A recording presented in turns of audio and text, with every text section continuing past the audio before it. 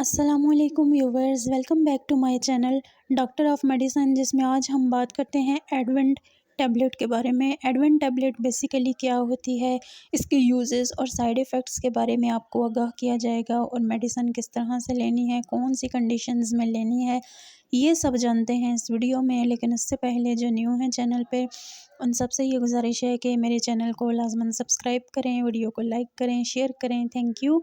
बात करते हैं एडवेंट टैबलेट के बारे में। ये 8 mg में भी आती है, 16 mg में भी आती है।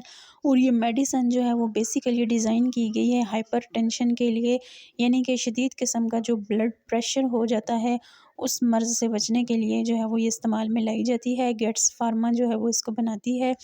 ये था इसका इंट्रोडक्शन। अब हम बात करते हैं कि कौन सी कंडीशन में ये मेडिसिन ली जाती है और ये किस तरह से वर्क करती है। तो ये एज अ रिसेप्टर ब्लॉकर के तौर पे वर्क करती है और आपकी बॉडी में जो ब्लड वेसल्स टाइट हो जाती हैं किसी भी कंडीशन की वजह से या हाइपरटेंशन की वजह से, तो उन ब्लड वेसल्स को जो है वो नॉर्मल वे में लाने के लिए ये मेडिसिन प्रेस्क्राइब की जाती है। उसके अलावा ये मेडिसिन जो है वो शदीद किस्म के ब्लड प्रेशर को कंट्रोल करने के लिए इस्तेमाल की जाती है। बीपी ज़्यादा होने की वजह से जो हार्ट फेलियर के चांसेस होते हैं उसमें ये मेडिसिन बहुत ज़्यादा प्रेस्क्राइब की जाती है। उसके अलावा सडन जो है वो हार्ट अटैक में, किडनी फेलियर में, या जब जो है वो ब्लड वेसल्स पे बहुत ज़्यादा प्रेशर होता है तो उस कंडीशन में हार्ट को जो है वो महफूज रखने के लिए इस मेडिसिन का इस्तेमाल करवाया जाता है।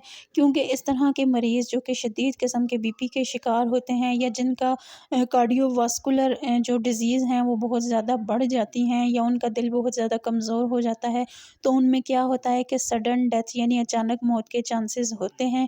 तो इन कंडीशन से बचने के लिए आपकी हार्ट को, यानी आपके दिल की सेहत को बेहतर बनाने के लिए, आपके बीपी को अंडर कंट्रोल रखने के लिए इस मेडिसिन का इस्तेमाल करवाया जाता है। डोज़ का तरीक़ाकार इसका ये है कि ये डिपेंड करता है आपकी बीमारी की नौइयत पे कि आया आप कितने जो हैं वो कार्डियोवास्कुलर हैं। तो डोज़ डिपेंड करेगी जितनी आपकी बीमारी की नौइयत है, और ये आपका डॉक्टर ही आपको देख के बताएगा कि आया आप इसकी कितनी डोज़ ले सकते हैं।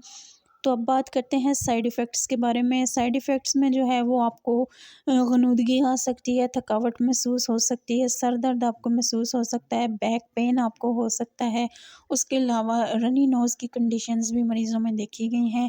तो ये था ऑल अबाउट इसका रिव्यू। अगर आपको हमारी इन्फॉर्मेशन पसंद आई हो तो चैनल को ज़रूर सब्सक्राइब करें, वीडियो को लाइक करें। Thank you so much.